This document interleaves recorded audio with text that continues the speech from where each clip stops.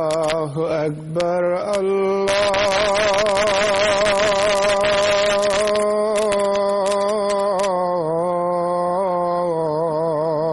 الله أكبر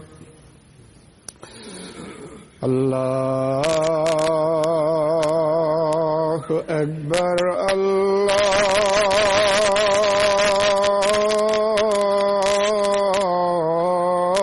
الله أكبر أشهد أن لا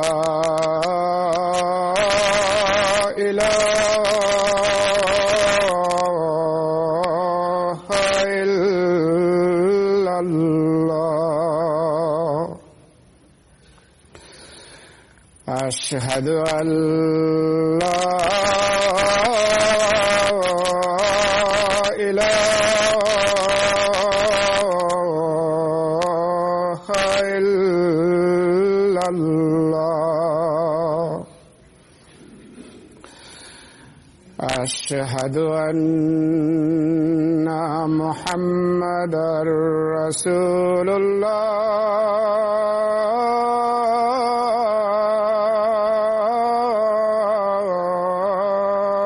الله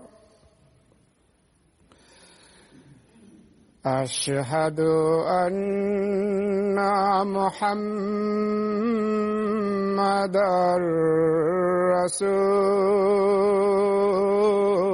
رسول الله حي على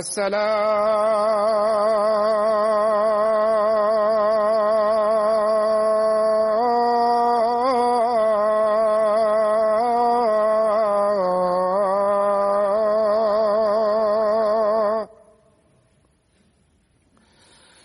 حي على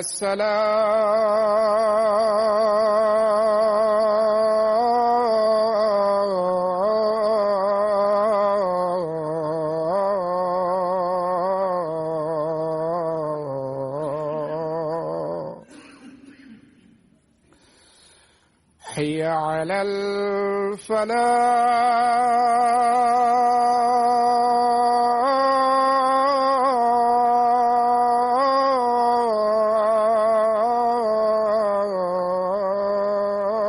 الفلاح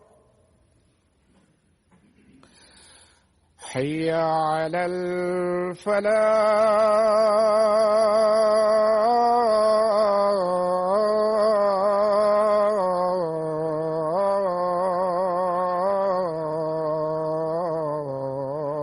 الفلاح الله أكبر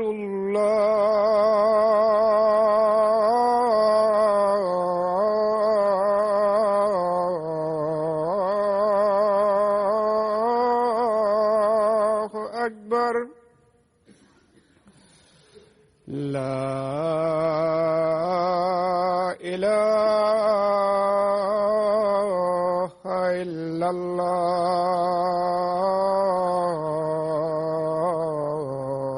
الله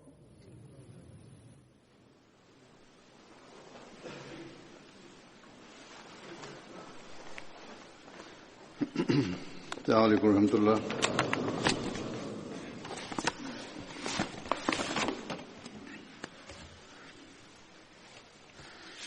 أشهد أن لا إله إلا الله وحده لا شريك له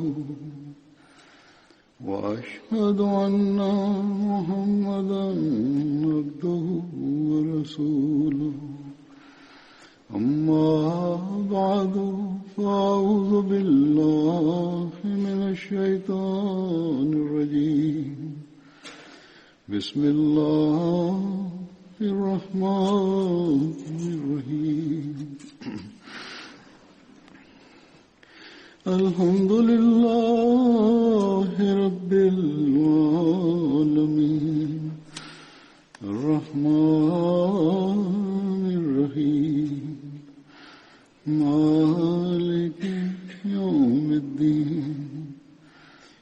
إياك نعبد وإياك نستعين اهدنا الصراط المستقيم صراط الذين أنعمت عليهم غير المغضوب عليهم ولا الضالين. Di antara sahabat Badar yang akan disampaikan pada hari ini, pertama adalah Hadrat Ubaid bin Zaid Ansari. Beliau berasal dari kabilah Banu Ajlan, ikut serta pada perang Badar dan Uhud. Hadrat Muaz bin Rifa meriwayatkan dari ayahnya bahwa suatu hari saya berangkat dengan saudara saya, Hadrat Khalad bin Rafi, dengan mengendarai unta yang lemah dalam rombongan Rasulullah menuju ke Badar. Ubaid bin Zaid juga berada dalam rombongan kami, hingga kami sampai di daerah Buraid, posisinya sebelum daerah Roha. Di sana unta kami terduduk kelelahan. Sebelum ini pun pernah disampaikan dalam riwayat sahabat lain. Unta kami terduduk, lalu saya berdoa, "Ya Allah, kami bernazar demi Engkau, jika kami dapat sampai di Madinah, maka kami akan kurbankan unta ini." Dalam keadaan tersebut, Rasulullah lewat di dekat kami. Beliau bertanya, "Apa yang terjadi dengan kalian?" Lalu kami jelaskan kepada beliau semuanya. Setelah itu, Rasulullah berwudu. Lalu Rasul memasukkan air liur beliau ke dalam bekas air wudu beliau, dan atas perintah Rasul, kami buka mulut unta. Lalu beliau teteskan air tersebut ke dalam mulut unta, lalu ke kepalanya, lehernya, bahunya, punggung, pinggang, lalu ekornya. Kemudian Rasulullah berdoa, "Ya Allah, tunggangkanlah Rafi dan Khalad di atas unta ini." Lalu Rasulullah berangkat, dan kami pun berdiri, dan berangkat mengendarai unta, hingga kami berjumpa kembali dengan Rasul di daerah Mansaf.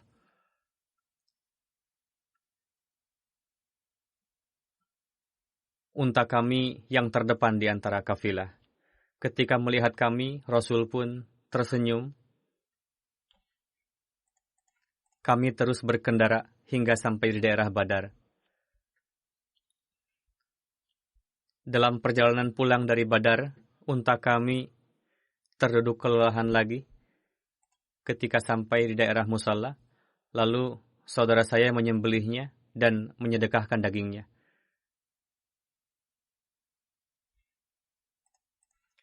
Hadrat Ubaid bin Zaid ikut serta dalam rombongan tersebut. Sahabat Badar berikutnya, Hadrat Zahir bin Haram al-Ashja, berasal dari kabilah Ashja. Beliau ikut serta menyertai Rasulullah dalam perang Badar.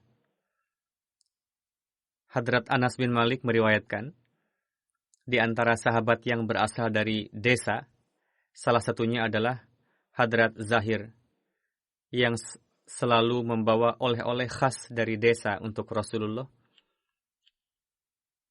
Dan ketika pamit, Rasulullah pun selalu membekali beliau dengan hadiah.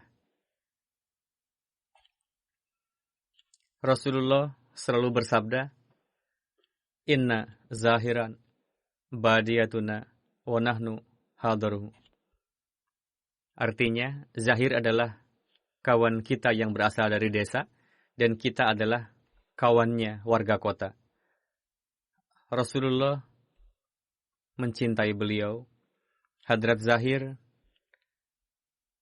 berparas biasa-biasa. Suatu ketika, Hadrat Zahir tengah berdagang di pasar. Lalu Nabi Karim Sallallahu Alaihi Wasallam menghampiri beliau, lalu mendekapnya dari belakang. Dalam riwayat lain dikatakan, Rasul menghampiri beliau, lalu diam-diam dari arah belakang, Rasul menutup mata beliau dengan tangan, sehingga Hadrat Zahir tidak dapat melihat Rasul. Beliau bertanya, siapa gerangan? Lepaskan saya. Ketika berbalik, ternyata Rasulullah. Lalu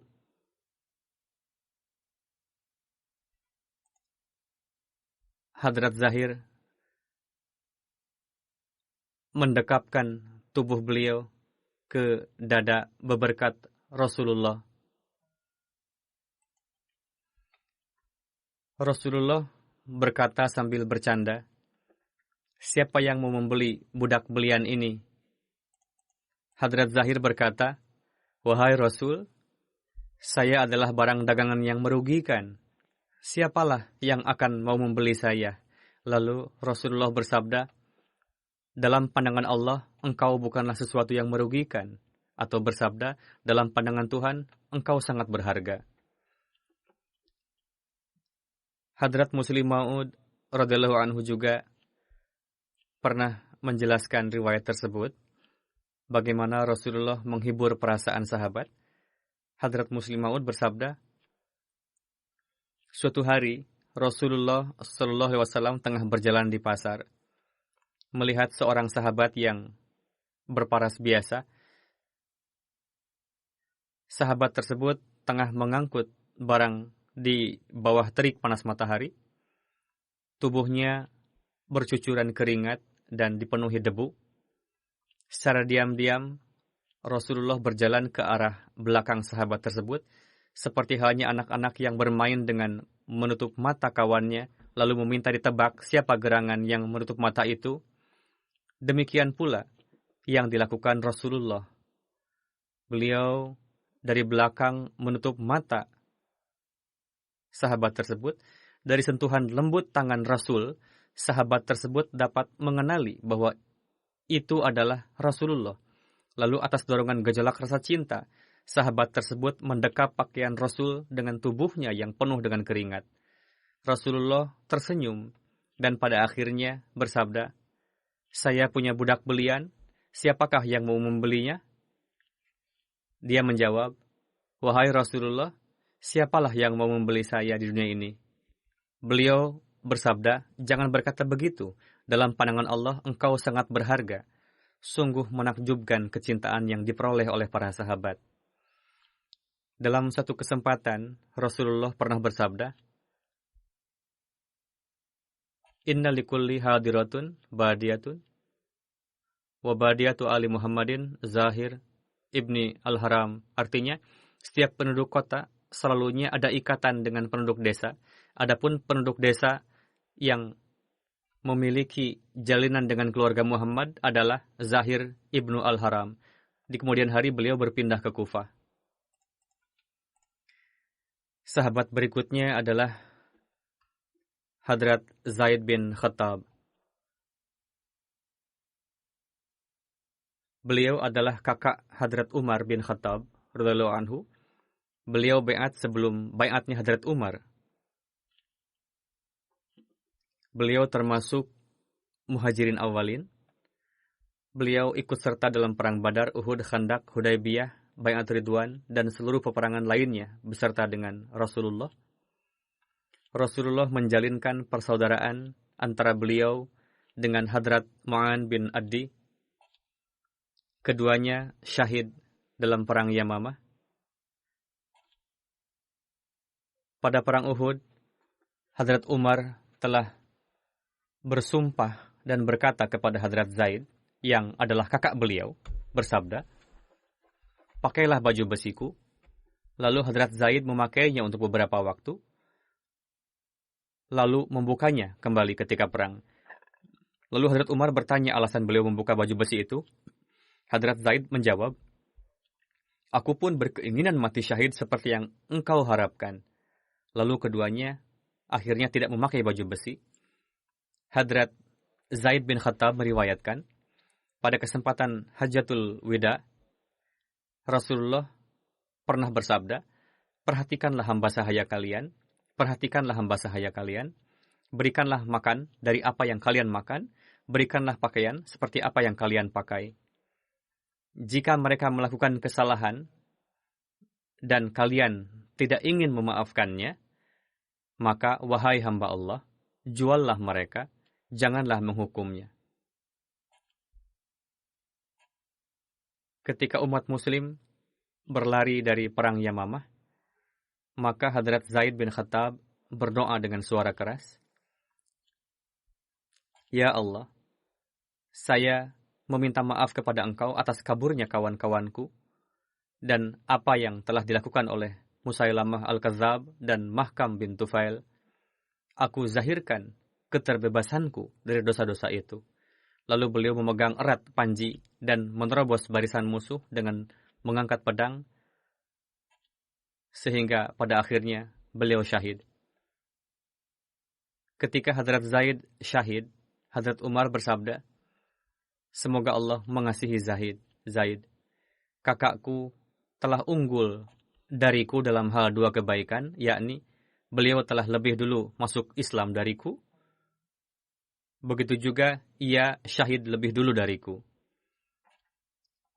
Dalam riwayat lain, Hadrat Umar mendengar bait syair yang diungkapkan oleh Mutammim bin Nawera dalam mengenang saudaranya bernama Malik bin Nawera. Lalu Hadrat Umar bersabda, jika seandainya aku pandai bersyair sepertimu, maka aku pun pasti akan menulis syair untuk mengenang saudaraku Zaid, seperti yang telah kamu tulis untuk saudaramu. Lalu Mutammim bin Nawera berkata, jika seandainya saudaraku wafat seperti wafatnya kakak tuan, maka pasti aku tidak akan bersedih. Lalu Hadrat Umar bersabda, sampai saat ini belum pernah ada orang yang memberikan takziah seperti yang telah kamu lakukan padaku. Kita jumpai juga riwayat tersebut yang lebih rinci. Hadrat Umar bersabda kepada Hadrat Mutammim bin Nawera, betapa dukanya engkau atas kewafatan saudaramu. Sambil mengisyarahkan kepada satu matanya, Hadrat Mutammim berkata, satu mata saya ini menjadi rusak akibat kedukaan ini. Begitu banyaknya aku menangis dengan menggunakan mataku yang masih baik ini, sehingga mata yang sudah rusak pun telah membantunya dalam mencucurkan air mata. Hadrat Umar bersabda, begitu dalamnya kesedihan yang kamu alami, sehingga mungkin tidak ada orang yang berduka seperti itu atas kewafatan saudaranya.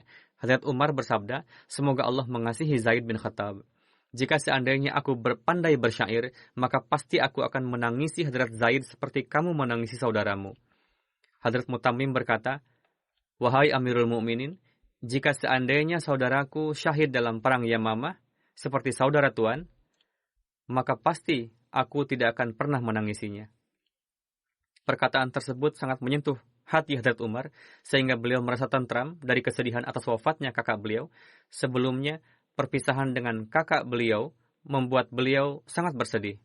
Beliau sering bersabda, ketika udara berhembus dari surga, membawakan aroma wangi Zaid padaku. Di antara kawan Musailamah Al-Kadzab, Rajal bin Anfawah adalah orang yang terbunuh di tangan Hadrat Zaid bin Khattab. Dalam satu riwayat, ada yang bernama Rajal bin Anfawah. Ia adalah orang yang pernah baiat masuk Islam, lalu hijrah, dan ia adalah seorang qari. Lalu ia murtad dan bergabung dengan Musailamah Al-Kadzab. Untuk itu kita harus selalu berdoa semoga diberikan akhir kehidupan yang baik, husnul khotimah. Dikatakan padanya, saya telah mendengar dari Rasulullah bahwa mereka telah memasukkanmu dalam kelompok nabi palsu. Ini merupakan fitnah terbesar bagi Banu Hanifah. Hadrat Abu Hurairah meriwayatkan, suatu ketika saya tengah duduk di dekat Rasulullah dengan sekelompok orang, Rajal bin Anfawah pun berada di antara kami saat itu. Rasul bersabda, di antara kalian ada orang yang gigi gerahamnya akan berada di dalam api sebesar gunung Uhud, yakni berada di dalam api, akan menyesatkan sebuah kaum. Abu Hurairah berkata, satu persatu sahabat yang hadir tadi berguguran, tinggallah tersisa hidup saya dan Rajal bin Anfawah. Saya selalu khawatir akan hal itu, sehingga akhirnya Rajal bin Anfawah terbukti bergabung dengan Musailamah dan membenarkan pendakwaan kenabiannya. Rajal bin Anfawah dibunuh oleh Hadrat Zaid bin Khattab pada perang Yamamah. Hadrat Zaid bin Khattab disyahidkan oleh Abu Maryam al-Hanafi. Ketika Abu Maryam baiat masuk Islam, Hadrat Umar bertanya padanya, "Kamukah yang telah mensyahidkan Zaid?" Abu Maryam menjawab, "Wahai Amirul Mukminin, Allah Ta'ala telah menganugerahkan kehormatan pada Hadrat Zaid dengan perantaraan tanganku, dan beliau tidak menghinakanku dengan tangannya." Hadrat Umar bersabda, "Menurutmu, ketika perang Yamamah, berapa orang pasukanmu yang terbunuh oleh pasukan Muslim?" Abu Maryam menjawab, 1.400 orang lebih. Hadrat Umar bersabda, "Bi'sul qatl." Betapa buruknya orang-orang yang terbunuh itu.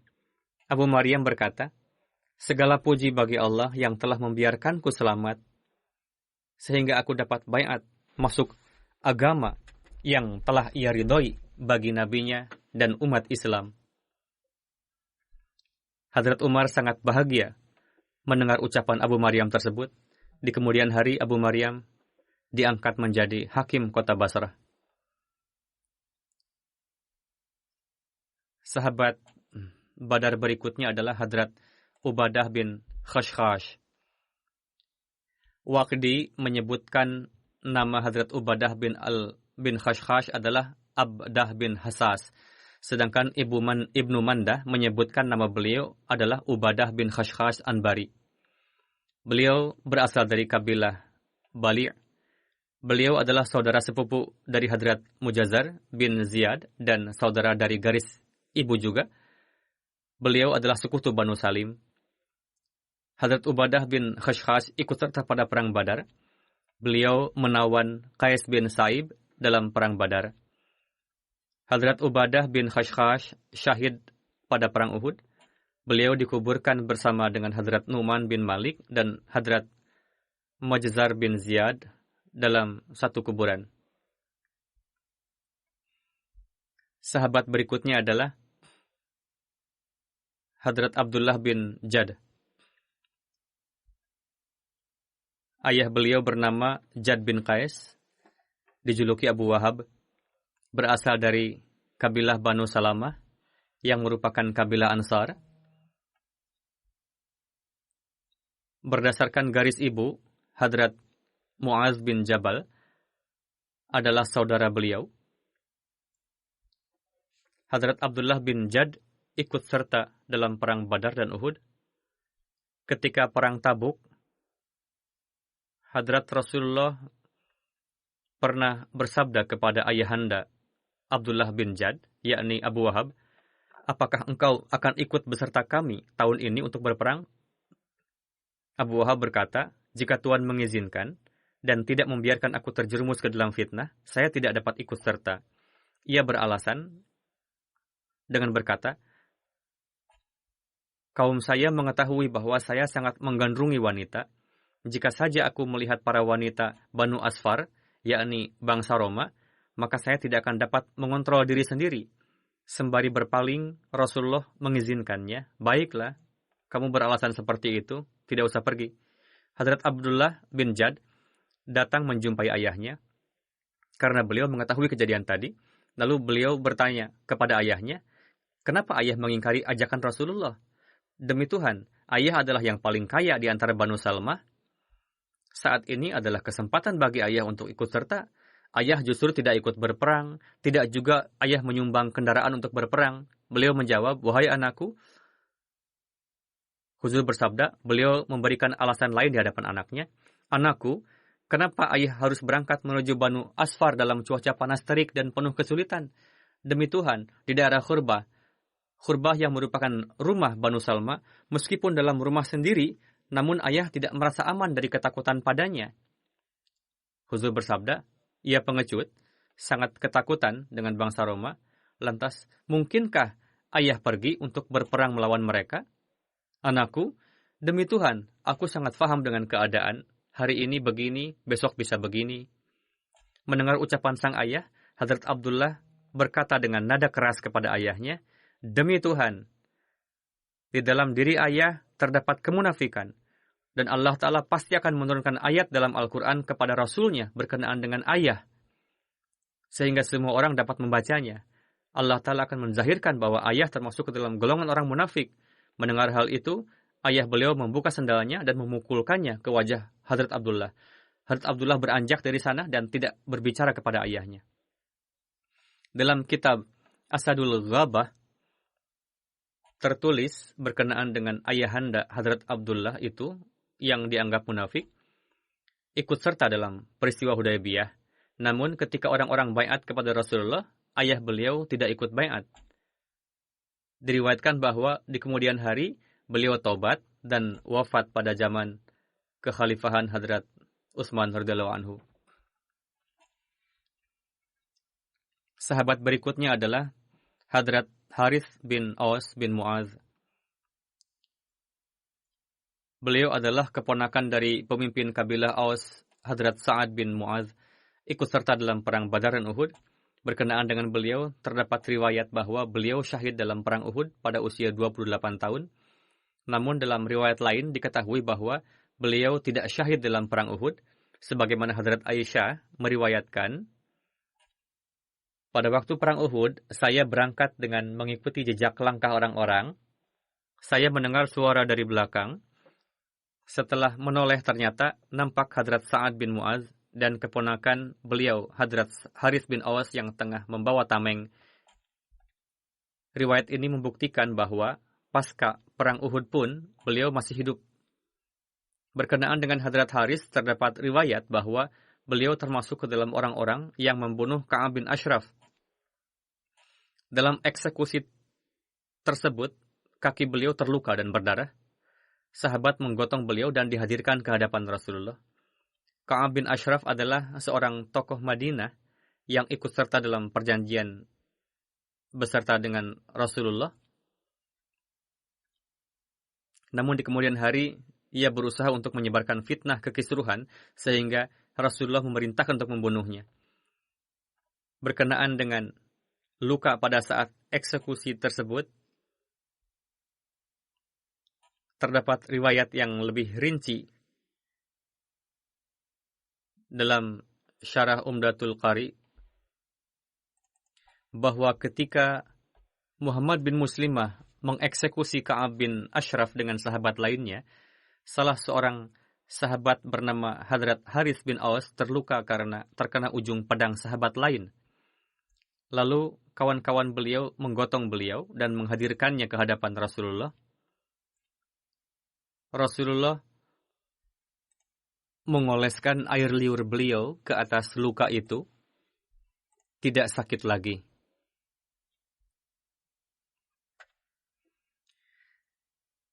Berkenaan dengan kejadian tersebut,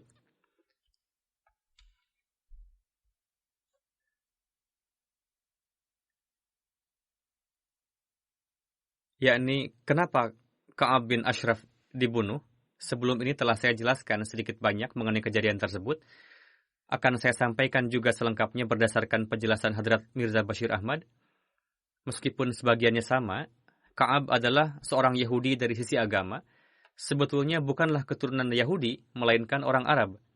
Ayahnya adalah seorang licik dan cerdik bernama Ashraf dari Banu Nibhan yang datang ke Madinah dan menjalin hubungan dengan Banu Nadir dan menjadi kawannya.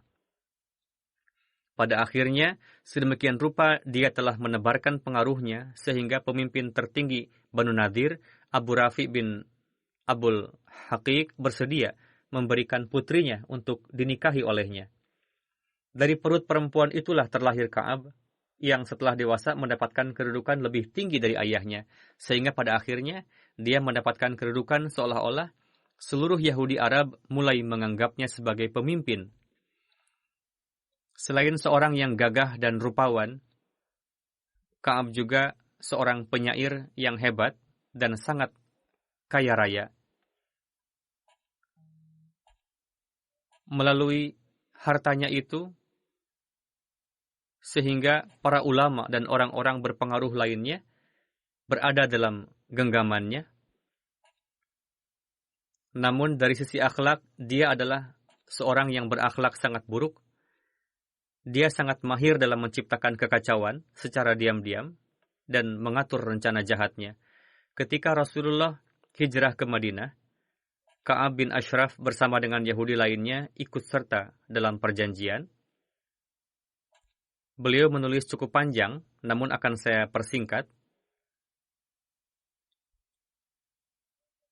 Beliau ikut serta dalam perjanjian yang merupakan perjanjian tertulis antara Rasulullah dengan Yahudi berkenaan dengan hubungan persahabatan, perdamaian, dan pertahanan bersama.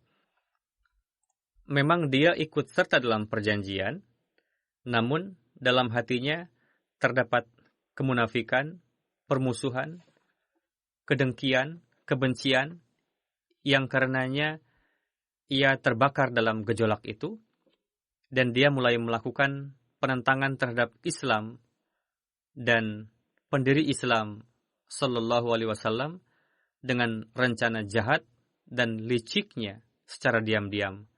Sebagaimana tertulis, setiap tahun Ka'ab selalu memberikan sumbangan kepada para ulama dan tokoh Yahudi, namun pasca hijrah Rasulullah, ketika para tokoh ini datang kepadanya untuk mengambil jatah hadiah tahunannya, dalam obrolan, Ka'ab menyinggung perihal Rasulullah kepada para ulama dan menanyakan kepada para ulama mengenai Rasulullah berdasarkan kitab-kitab suci, apakah Rasulullah ini benar atau tidak?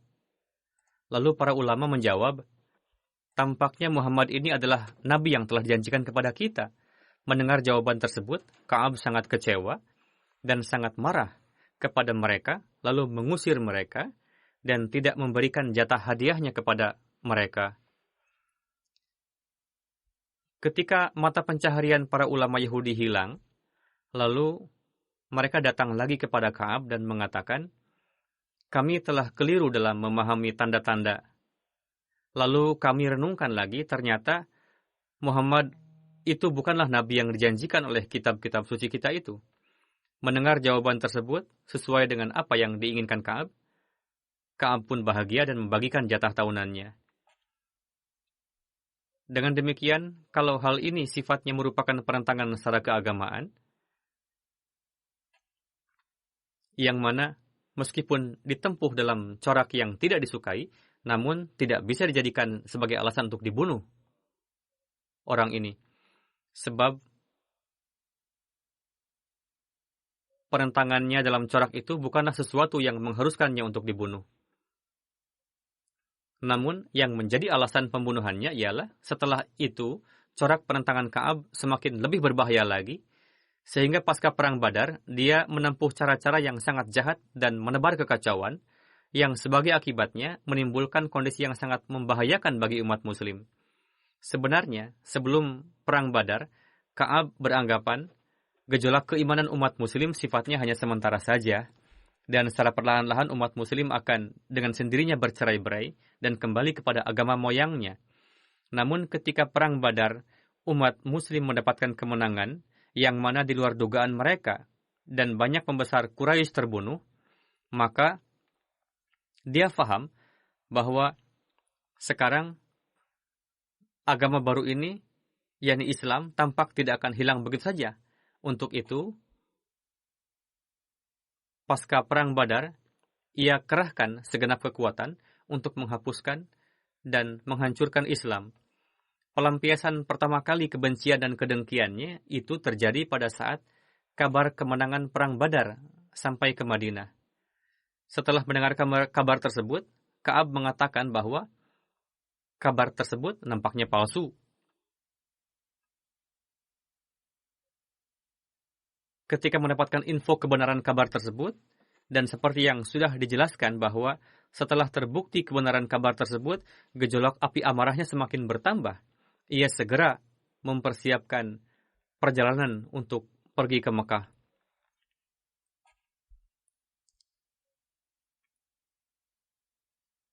Dengan perantaraan kemahiran mulut dan syairnya, ia taburkan bahan bakar ke atas api gejolak yang meliputi hati orang Quraisy di Mekah.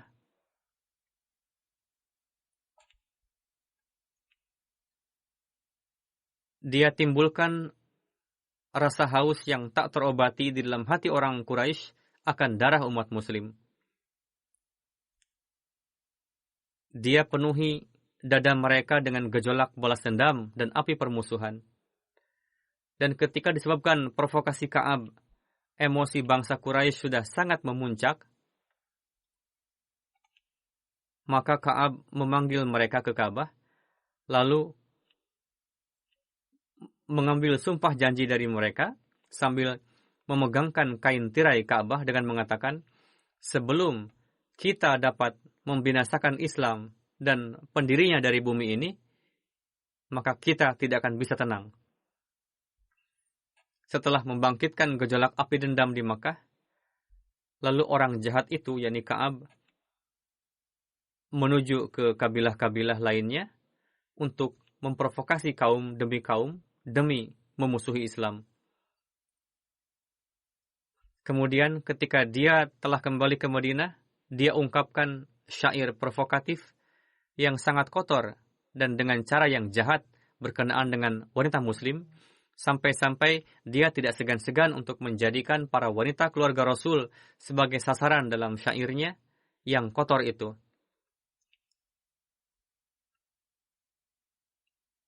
Hal ini membuat syair-syair itu dikenal di seluruh negeri. Pada akhirnya, dia membuat rencana untuk membunuh Rasulullah. Dia membuat taktik membunuh Rasulullah melalui beberapa pemuda dengan cara mengundang Rasulullah ke rumahnya beralasan undangan dan lain sebagainya. Namun dengan karunia Allah Ta'ala, rencana jahat itu diketahui sehingga tidak berhasil. Ketika sudah sekian banyak pelanggaran yang dilakukan Ka'ab, yakni pelanggaran perjanjian, pemberontakan, menyulut peperangan, menimbulkan kekacauan, kejahatan, dan pembunuhan berencana, serta buktinya sudah sangat jelas, maka dari sisi perjanjian umum itu, yang mana Rasulullah sebagai kepala pemerintahan Madinah dan merupakan ketua tertinggi, yaitu dalam perjanjian yang dibuat antara Rasulullah Shallallahu Alaihi Wasallam dengan penduduk Madinah pasca hijrah, maka beliau memutuskan Ka'ab wajib dibunuh disebabkan oleh ulahnya ini. Lalu Rasulullah memerintahkan beberapa sahabat untuk membunuhnya. Namun, kekacauan yang ditimbulkan Ka'ab menjadikan suasana Madinah, jika sanksi terhadapnya diumumkan secara terang-terangan lalu dibunuh, maka dapat menimbulkan peperangan yang mengerikan di Madinah. Berapa banyak darah yang akan mengalir karena itu nantinya. Dalam hal ini, Rasulullah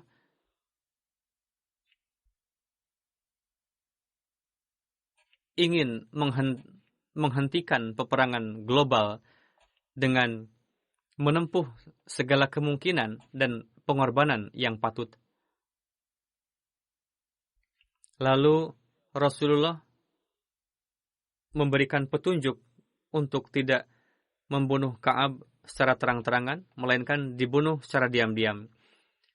Beberapa orang mencari kesempatan yang pas, dan Rasulullah menunjuk sahabat setia dari kabilah Aus bernama Muhammad bin Muslimah dan memerintahkan beliau supaya apapun cara yang akan ditempuh nanti, mintalah terlebih dahulu pendapat dari kepala kabilah Aus, Sa'ad bin Mu'az. Muhammad bin Muslimah bertanya, "Wahai Rasulullah, untuk melakukan pembunuhan secara diam-diam, perlu ada yang dikatakan, perlu ada alasan yang diungkapkan yang dapat membuat Ka'ab keluar dari rumahnya, lalu membunuhnya di suatu tempat yang aman." Dengan memperhatikan dampak luar biasa yang dapat timbul jika tidak menempuh hukuman secara diam-diam, beliau SAW bersabda, "Baiklah, apapun cara yang ingin kamu tempuh, lakukanlah."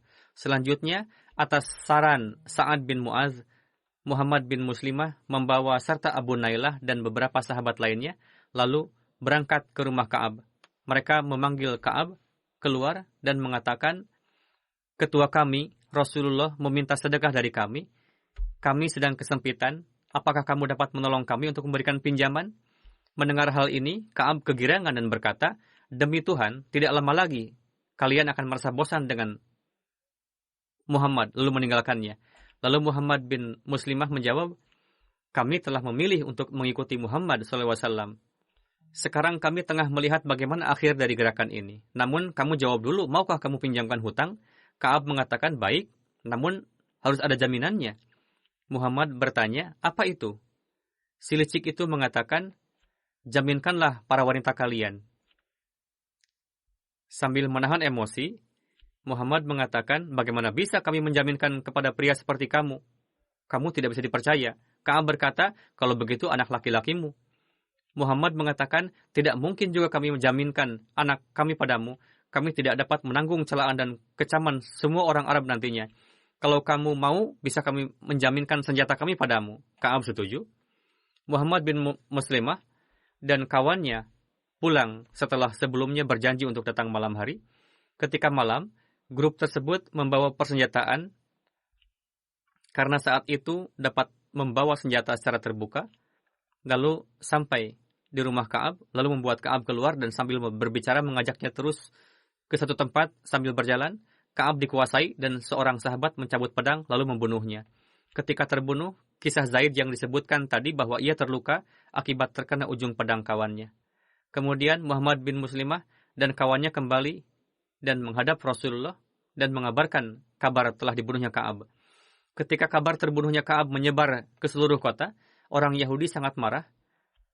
Lalu, pada keesokan harinya, perwakilan Yahudi datang menjumpai Rasulullah pada pagi hari untuk menyampaikan protes bahwa pemimpin kami, Ka'ab bin Ashraf, telah dibunuh seperti itu. Setelah mendengarkan mereka, Rasulullah tidak mengingkarinya, tidak juga mengatakan bahwa saya tidak tahu. Beliau bersabda, tahukah kalian pelanggaran apa saja yang telah dilakukan oleh Ka'ab? Lalu beliau menyebutkan secara singkat pelanggaran Ka'ab, di antaranya pelanggaran perjanjian, menyulut perang, menebar kekacauan, kejahatan, pembunuhan berencana, dan lain-lain. Mendengar hal itu, mereka ketakutan dan bungkam. Lalu gejolak emosi mereka mendingin. Mereka tahu bahwa apa yang disabdakan oleh Rasul merupakan hakikat dan layak untuk mendapatkan hukuman tersebut. Setelah itu Rasulullah bersabda kepada mereka, hendaknya kalian sekurang-kurangnya berjanji untuk yang akan datang, hiduplah dengan penuh kedamaian dan kerjasama, dan janganlah menebar benih permusuhan dan kekacauan. Walhasil, dengan persetujuan pihak Yahudi, ditulislah perjanjian baru untuk masa yang akan datang. Pihak Yahudi pun berjanji kepada umat Muslim untuk memulai dari awal kehidupan damai dan terhindar dari perbuatan fasad. Lalu, surat perjanjian tersebut diserahkan kepada Hadrat Ali radhiyallahu anhu. Dalam sejarah setelah itu tidak pernah ada tertulis bahwa orang Yahudi melontarkan tuduhan atas umat Muslim atas pembunuhan Ka'ab bin Ashraf, karena mereka pun mengakui bahwa memang Ka'ab layak untuk mendapatkan hukuman seperti itu. Hadrat Mirza Bashir Ahmad menulis bahwa di kemudian hari, para sejarawan Barat melontarkan keberatan bahwa Hadrat Rasulullah telah memerintahkan untuk melakukan pembunuhan yang tidak jaiz dan itu keliru katanya. Hadrat Mirza Bashir Ahmad menulis bahwa eksekusi itu adalah jaiz karena Ka'ab bin Ashraf telah melakukan perjanjian resmi dengan Hadrat Rasulullah di mana selain tidak akan memerangi umat Muslim, bahkan ia telah berjanji bahwa ia akan membantu umat Islam untuk menghadapi musuh dari luar dan akan menjalin persahabatan dengan umat Muslim. Berdasarkan perjanjian tersebut, ia pun membenarkan bahwa yang bertindak sebagai pemimpin dalam pemerintahan demokrasi yang telah didirikan adalah Rasulullah. Sehingga dalam segala jenis perselisihan, keputusan Rasulullah adalah wajib ditaati oleh semuanya. Sebagaimana Hadrat Mirza Bashir Ahmad menulis bahwa terbukti dari sejarah bahwa berdasarkan perjanjian tersebut untuk menyelesaikan kasusnya dan lain-lain, orang Yahudi selalu datang ke hadapan Rasulullah dan Rasulullah bertindak sebagai hakim. Dalam kondisi demikian, Ka'ab telah sedemikian rupa melanggar perjanjian dengan umat Muslim, bahkan tidak hanya berontak kepada Muslim dalam hal ini, ia pun telah membangkang kepada penguasa yang sah pada saat itu. Karena Rasulullah lah yang merupakan kepala pemerintahan pada saat itu. Ka'ab telah menanam benih kekisruhan di Madinah dan berusaha untuk menyalakan api peperangan dan dengan ganasnya memprovokasi kabilah-kabilah Arab untuk menentang umat Islam.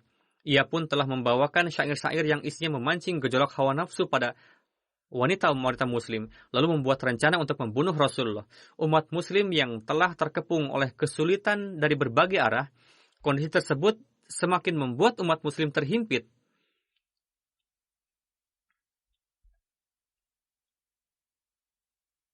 Dalam keadaan demikian, pelanggaran yang dilakukan oleh Ka'ab, bahkan kumpulan pelanggaran yang benar-benar patut untuk diberikan hukuman atasnya.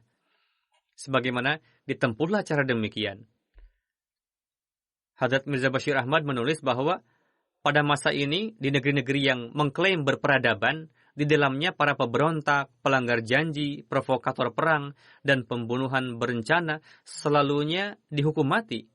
Lantas apalagi yang perlu diprotes? Pertanyaan kedua adalah cara eksekusi. Katanya, kenapa dibunuh secara diam-diam pada malam hari?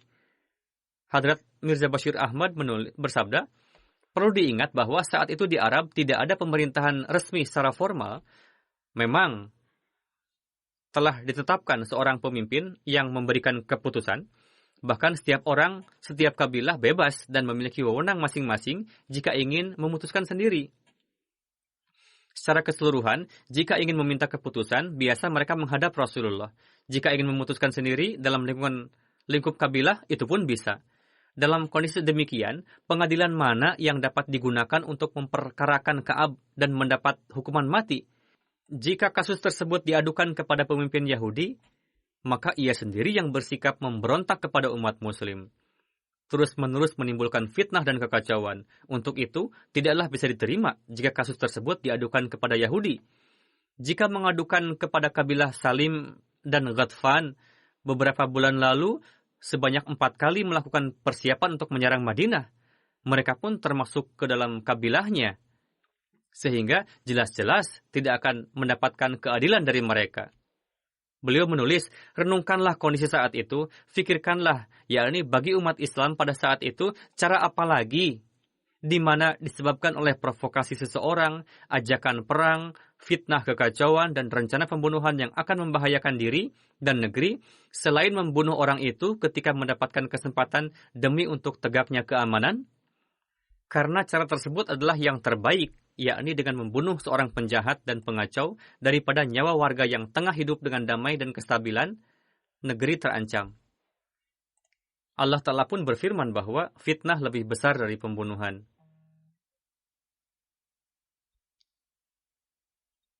Berdasarkan perjanjian yang dilakukan antara umat Muslim dan Yahudi pasca hijrah, Rasulullah tidaklah mendapatkan status sebagai warga biasa, melainkan ditetapkan sebagai pemimpin pemerintahan sah yang berdiri di Madinah. Beliau pun diberikan wewenang untuk memberikan keputusan yang dipandang baik oleh beliau dalam hal perselisihan dan perkara kenegaraan. Jadi, jika demi untuk keamanan negeri, lalu beliau memutuskan Ka'ab wajib dibunuh disebabkan oleh fitnah kekacauan yang dilakukannya, maka hal tersebut bukanlah sesuatu yang keliru. Untuk itu, keberatan yang dilontarkan kepada Islam atas hal itu setelah berlalu 13 abad merupakan kebodohan belaka. Karena bangsa Yahudi sendiri pada saat itu tidaklah melontarkan protes setelah mendengar keputusan beliau, dan sampai berlalu masa yang panjang, mereka tidak pernah melontarkan keberatan atas hal itu. Walhasil, dalam riwayat ini disebutkan perihal Hadrat Zaid yang ikut serta dalam eksekusi tersebut dalam tim yang diutus.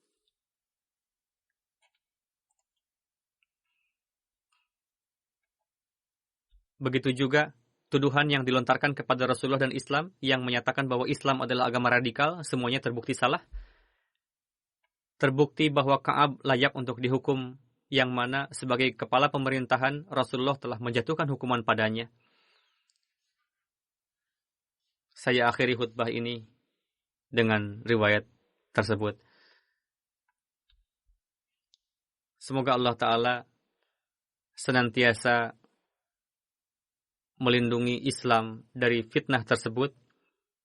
Umat Muslim saat ini alih-alih mengambil pelajaran dari sejarah lama, justru mereka sendiri malah terjerumus ke dalam kekisruhan tersebut.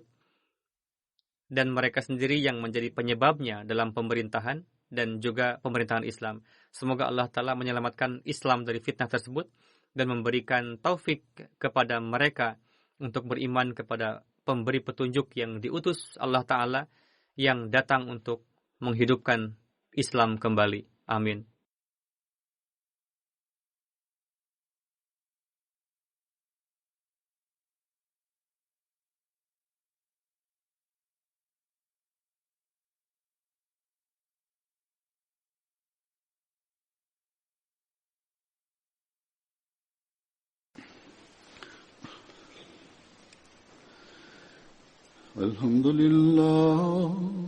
الحمد لله نحمده ونستعينه ونستغفره ونؤمن به ونتوكل عليه ونعوذ بالله من شرور أنفسنا ومن سيئات أعمالنا من يهده الله فلا مضل له ومن يضلل فلا هادي له ونشهد أن لا إله إلا الله ونشهد أن محمدا عبده ورسوله عباد الله رحمكم الله إن الله يأمر بالعدل والإحسان وإيتاء ذي القربى وينهى عن الفحشاء والمنكر والبغي يعظكم لعلكم تذكرون اذكروا الله يذكركم وادعوه يستجب لكم ولذكر الله أكبر